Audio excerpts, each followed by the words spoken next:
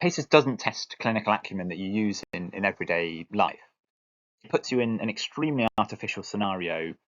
Say, for example, on a neurology station, when you're asked to examine someone's upper limbs, you have no access to history, someone's extremely relevant background, can't examine their cranial nerves, you're not able to examine their lower limbs and additional things like speech or higher cortical functions. And so the limits of the examination really limit what it's possible for you to know. And this is particularly problematic for neurology, where you're only examining, at most a quarter of their nervous system. And so you've got really limited information to be able to build a full and fleshed out differential diagnosis from.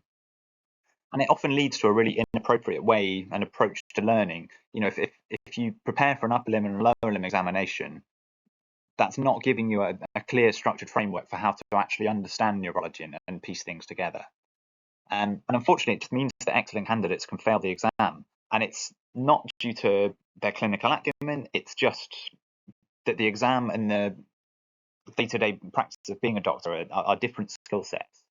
I used to think that it was just random, and when excellent doctors I work with fail the exam, I'd think, oh, it's unfortunate, it's just a bit of random luck. But actually, on further reflection, it's not random, because PACES is all about the first impression that you make, and you've got a couple of minutes to impress upon these strangers who you've never met before and they've never met you before, to try and impart your wisdom in those few minutes. You don't have an hour or days and weeks working with someone where they really get to know the extent of your knowledge. You have a few minutes to try and show off what it is that you are able to put together from this extremely limited examination of just less than a quarter of someone's neurological system. But there are approaches that can be come over to the key thing to know is that examination in neurology can only localize where an issue is, and the limits of the examination means that it's only a very crude localization that's possible. So I teach a lot of PACEs, people in my hospital and on external courses, and people really get wrapped up in knots of trying to overinterpret what it is that they found. They elicit signs amazingly, but just when it comes to presenting things, they don't have a clear structure and a framework to piece it together in a way that just tells the examiner that they're very impressive. And it's not necessarily an easy task. You only have a few minutes, but actually with a set approach, it can be done very well. The key thing to kind of say is that to know about the cause of someone's issue, you need the history. So was this a very acute thing or with a trauma at onset that gives you etiology, or is it a much slower, progressive, chronic process like kind of metabolic derangements or neoplastic or degenerative processes? Or is someone having paroxysmal attacks?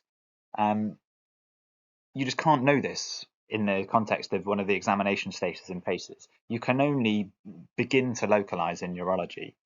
And so unfortunately, as I reiterate, this means that excellent candidates can sometimes fail, because someone who's excellent at synthesizing all this and putting a complex patient's symptoms and signs all together isn't what PACES is testing. It's a completely different set of skills. But as I say, it's not random. And so I'd implore you to watch the next video in this series, but also I've put together a course just to try and show a way of really systematically both thinking about neurology, which will kind of be a benefit in all your clinical life going forward, but also specifically kind of tailored to the needs of the examination, of the specifics of what you can do with the very limited information you have available to you to maximize your chances of impressing upon this stranger that you're meeting for the first time within just a couple of minutes with next to no information that you are someone that they should kind of give full marks.